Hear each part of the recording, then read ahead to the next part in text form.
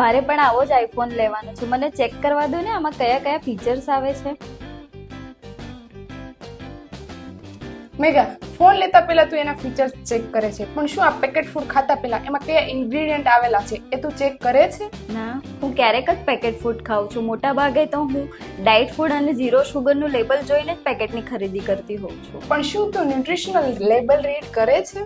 ના. આપણે જે આ ફૂડ પેકેટ માટે પે કરીએ છીએ એ આપણે અને આપણા બાળકો ખાવાના છે, તો આ ફૂડ પેકેટ વિશે માહિતી મેળવવાનો આપણો પૂરો અધિકાર છે.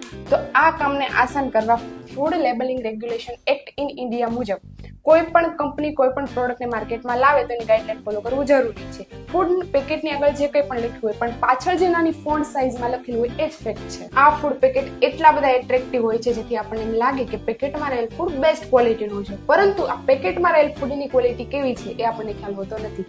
તો ચાલો આપણે જાણીએ કે ન્યુટ્રિશનલ લેબલ દ્વારા ફૂડની ક્વોલિટી કેવી રીતે ચેક કરવી. જનરલી આપણે ફૂડ પેકેટ્સ ખરીદતા પહેલા મેન્યુફેક્ચરિંગ ડેટ અને એક્સપાયરી ડેટ ચેક કરતા હોઈએ છીએ, પરંતુ ઘણી અગત્યની બાબતો છે જે આપણે જોતા જ નથી અને જે ફક્ત ન્યુટ્રિશન લેબલ દ્વારા જ જોઈ શકાય છે. ન્યુટ્રિશન લેબલ દ્વારા પેકેટમાં રહેલા ફૂડમાંથી મળતા ન્યુટ્રિયન્ટ જેવા કે કાર્બોહાઈડ્રેટ, ટોટલ કેલેરીઝ, પ્રોટીન, શુગર તેમજ અનહેલ્ધી ફેટ અને ડાયટરી ફાઈબર કેટલા પ્રમાણમાં મળે છે તે જાણી શકાય. બીજું, ખાસ કરીને પેકેટ્સમાં રહેલા ફૂડને લાંબો સમય સુધી ખરાબ થતું અટકાવવા તેમજ તેનો ટેસ્ટ જાળવી રાખવા માટે તેમાં કયા કયા ઇન્ગ્રેડિયન્ટ્સ યુઝ કર્યા છે, જેમ કે artificial colour and essence, flavour and additives, sugar and salt અને પ્રિઝર્વેટિવ વગેરેની માહિતી આપેલી હોય છે. પરંતુ ખરેખર ન્યુટ્રિશન લેબલ દ્વારા આપેલી માહિતી આપણા હેલ્થને કઈ રીતે અસર કરે છે તે વિશે જાણવા માટે આપણે નેક્સ્ટ વિડીયોમાં જોઈશું.